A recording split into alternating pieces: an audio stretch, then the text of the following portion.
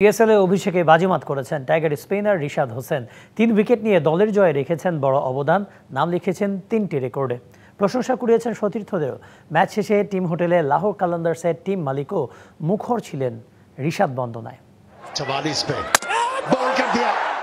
জায়গা হয়নি টুর্নামেন্টের উদ্বোধনী ম্যাচের একাদশে, তবে লাহোর কালান্দার্সের দ্বিতীয় ম্যাচেই পিএসএল এ অভিষেক টাইগার স্পিনার রিশাদ হোসেনের। আর অভিষেকেই বাজিমাত করলেন এই লেগে। তার দল জিতেছে ৭৯ রানের বিশাল ব্যবধানে। প্রতিপক্ষকে ১৪০ রানে গুটিয়ে দিতে ৩ উইকেট নিয়ে বড় অবদান রেখেছেন রিশাদ হোসেন, আর তাতেই নাম লিখিয়েছেন ৩ রেকর্ডে। প্রশংসায় ভাসছেন সতীর্থ থেকে শুরু করে ফ্র্যাঞ্চাইজি মালিকের।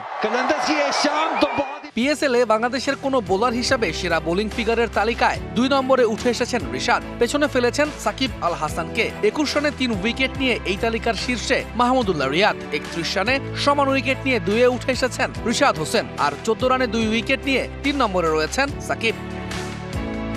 ৩১ রানে ৩ উইকেট নেয়ার দিনে পিএসএল এ বিদেশিদের মধ্যে অভিষেকে সেরা বোলিং ফিগারের ২-এ চলে এসেছেন রিশাদ। কদিন আগেই লাহোরের বিপক্ষে ইসলামাবাদের পেসার জেসন হোল্ডার পেয়েছিলেন ৪ উইকেট। এরপরেই রিশাদের ৩ উইকেট বোলিং ফিগার।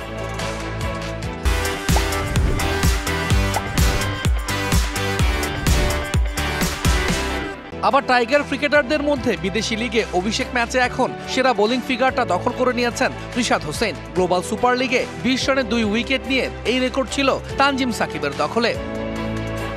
ম্যাচ শেষে পুরস্কার বিতরণী অনুষ্ঠানে রিশাদের প্রশংসা করেছেন তার সতীর্থ শাহিন শাহ আফ্রিদি। জানিয়েছেন ইনিংসের মাঝে উইকেট টেকার হিসেবে রিশাদই ছিলেন তাদের সেরা পছন্দ।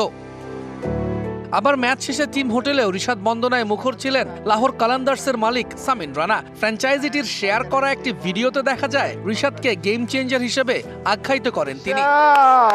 I think for me you were the game changer. Tauhidul Islam, DBC news desk.